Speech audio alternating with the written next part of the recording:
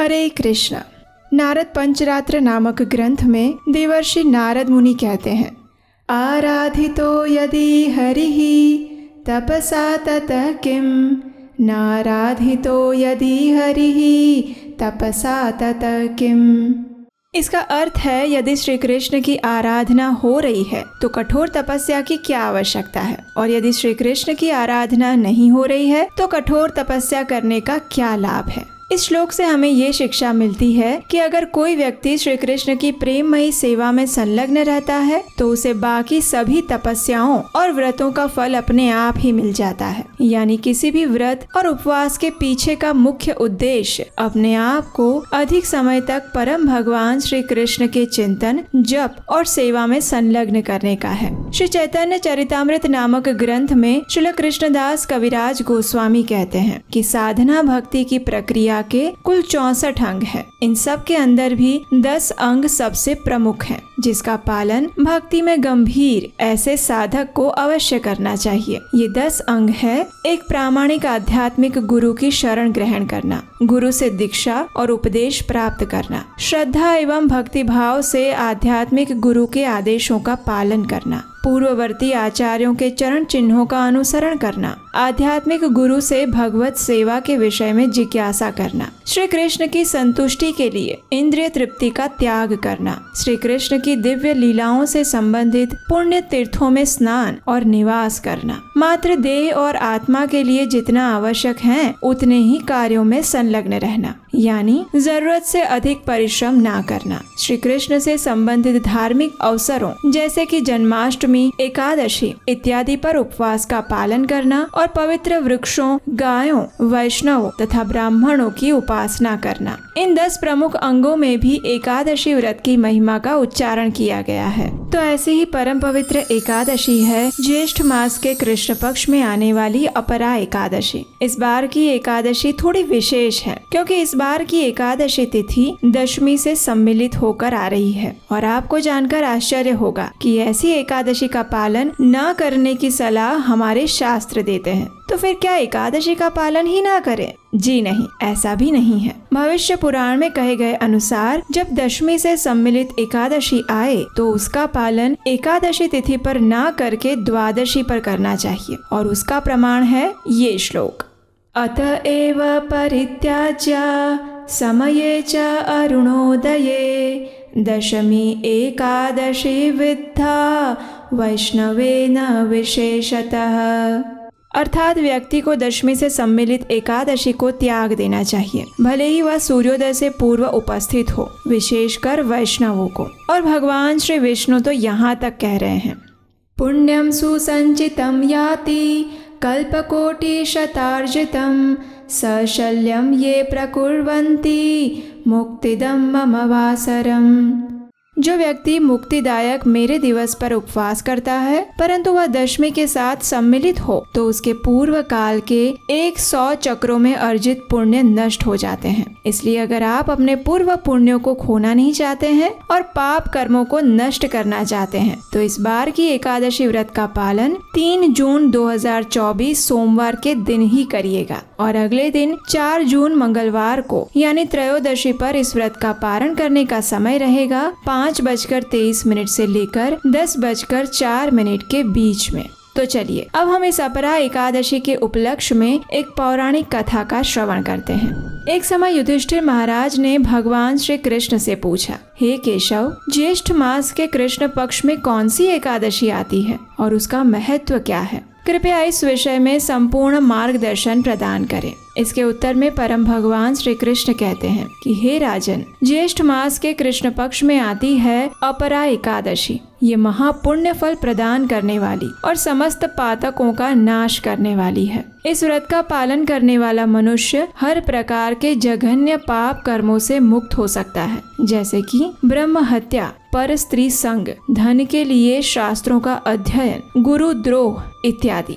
इसके उपरांत इस एकादशी का निष्ठा पूर्वक पालन करने से व्यक्ति को कार्तिक मास में पुष्कर में स्नान करने से, काशी में महाशिवरात्रि के पालन करने से, माघ मास में प्रयाग तीर्थ में स्नान करने से, गया में पिंड दान देने से, सुवर्ण का दान देने से, सूर्य ग्रहण के समय कुरुक्षेत्र में स्नान करने से, कुंभ के दौरान केदारनाथ या बद्रीनाथ के दर्शन करने से इत्यादि से जो पुण्य कर्म अर्जित होते हैं, वो सारे पुण्य सिर्फ इस अपरा एकादशी का श्रद्धा और नियम पूर्वक पालन करने से स्वतः मिल जाते हैं। इस अपरा एकादशी के बारे में ये कहा जाता है कि ये व्रत बहुत ही तीक्ष्ण कुल्हाड़ी से पाप वृक्ष को तोड़ देता है, अथवा ये कह लो कि हिरण रूपी पापों को भगाने वाला ये सिंह व्रत है। इस व्रत का पालन करने से व्यक्ति को वैकुंठ की प्राप्ति होती है। इतना ही नहीं, अभी तो जो व्यक्ति इस अपरा एकादशी की कथा का श्रवण या पठन भी करता है, वह भी सभी पापों से मुक्त हो जाता है। इस कथा का वर्णन नारद पुराण में आता है। एक समय महाराजा मांधाता अपने गुरु वशिष्ठ ऋषि के पास पहुँचे। महाराजा मांधाता अत्यंत विद्वान, बुद्धिमान और विनम्र थे, इसलिए उन्होंने अपने गुरु से एक ऐसी जिज्ञासा प्रकट की जो न सिर्फ उनके लिए अपितु समस्त मानव समाज के कल्याण के लिए थी। उन्होंने ऋषि वशिष्ठ से पूछा, हे गुरुदेव, आप तो त्रिकाल ज्ञानी हैं। इस संसार का ऐसा कोई भी ज्ञान नहीं जो आपको ज्ञात ना हो, इसलिए आप मेरे ऊपर कृपा करें और मुझे इस विषय में मार्गदर्शन प्रदान करें कि जो भयंकर पाप रूपी गीले या सूखे ईंधन को जला सके, ऐसी अग्नि कौन सी है। अज्ञात रूप से किए गए पाप को शुष्क और जानबूझकर किए गए पाप को आर्द्र कहा गया है, चाहे वो भूत, भविष्य या वर्तमान किसी का भी क्यों ना हो, लेकिन उसे नष्ट करने के उपाय क्या है। कृपया इस विषय में मेरी जिज्ञासा को संतुष्ट करें गुरुदेव। राजा मांधाता का ये आत्म जिज्ञासा युक्त प्रश्न सुनकर ऋषि वशिष्ठ अत्यंत प्रसन्न हुए। उन्होंने राजा की जिज्ञासा की सराहना की और उसके उत्तर में कहा, हे नृप श्रेष्ठ, निसंदेह आपका प्रश्न जन कल्याण हेतु है। अब मैं आपको उस अग्नि के विषय में बताता हूँ जो शुष्क अथवा आर्द्र दोनों ही पापों को भस्म कर सकती है। ध्यान पूर्वक सुनिए। जो व्यक्ति भगवान विष्णु के दिन आने पर अर्थात एकादशी तिथि पर अपने इंद्रियों को वश में करके भगवान मधुसूदन की पूजा आराधना करता है, वह अपने समस्त पापों को धोकर बहा देता है। एकादशी नामक अग्नि से पाप रूपी ईंधन अगर 100 वर्षों से भी अधिक समय से संचित हो तो भी शीघ्र ही भस्म हो जाता है। सहस्त्र अश्वमेघ और सैकड़ों राजसूय यज्ञ भी एकादशी की 16वीं कला के बराबर भी नहीं है। एकादश इंद्रियों से जो पाप किए जाते हैं वे सभी एकादशी व्रत करने से नष्ट हो जाते हैं। अगर कोई व्यक्ति अनजाने में भी एकादशी का व्रत कर लेता है तो उसे यमराज के दर्शन नहीं करने पड़ते। एकादशी व्रत से अधिक पवित्र ना तो गंगा है, ना काशी, ना पुष्कर, ना कुरुक्षेत्र और ना ही यमुना और चंद्रभागा।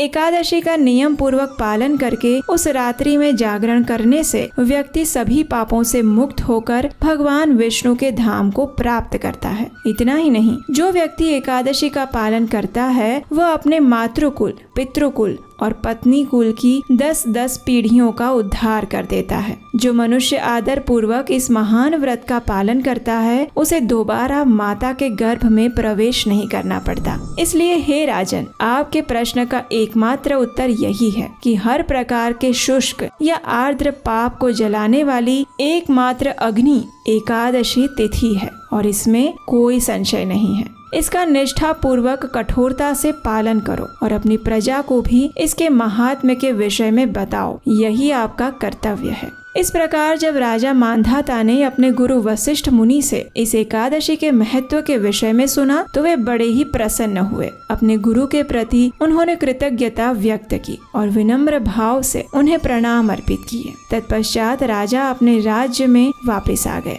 अपने राज्य में आकर उन्होंने उस एकादशी महात्म्य का प्रचार किया और वर्ष में आने वाली सभी एकादशी तिथियों का नियम और निष्ठा पूर्वक पालन किया। अपने संपूर्ण जीवन काल में इस महान एकादशी व्रत का पालन करने के कारण राजा मांधाता ने अपने जीवन के अंत में परम आध्यात्मिक जगत वैकुंठ लोक को प्राप्त किया। तो ऐसी मंगलकारी है ये अपरा एकादशी। प्रत्येक मनुष्य का कर्तव्य है कि हमारी वैदिक धरोहर को संजोकर रखने वाले इस महान और पुण्य व्रतों का पालन करें और अपनी आध्यात्मिक प्रगति करें। सनातन शिक्षाओं को प्रसारित करना ये भी महापुण्य का कार्य है। और हमने ये अभियान उठाया है कि हम अपने वैदिक शास्त्रों की प्रमाणित कथाओं को यथारूप में संपूर्ण विश्व के कोने कोने तक पहुंचाना चाहते हैं। और इस कार्य में अगर आप हमारी सहायता करना चाहते हैं तो स्क्रीन पर दिए गए नंबर पर आप हमें अपना आर्थिक योगदान भेज सकते हैं। इस चैनल को सब्सक्राइब करके और इसे दूसरे लोगों को शेयर करके उनसे भी सब्सक्राइब करवा के भी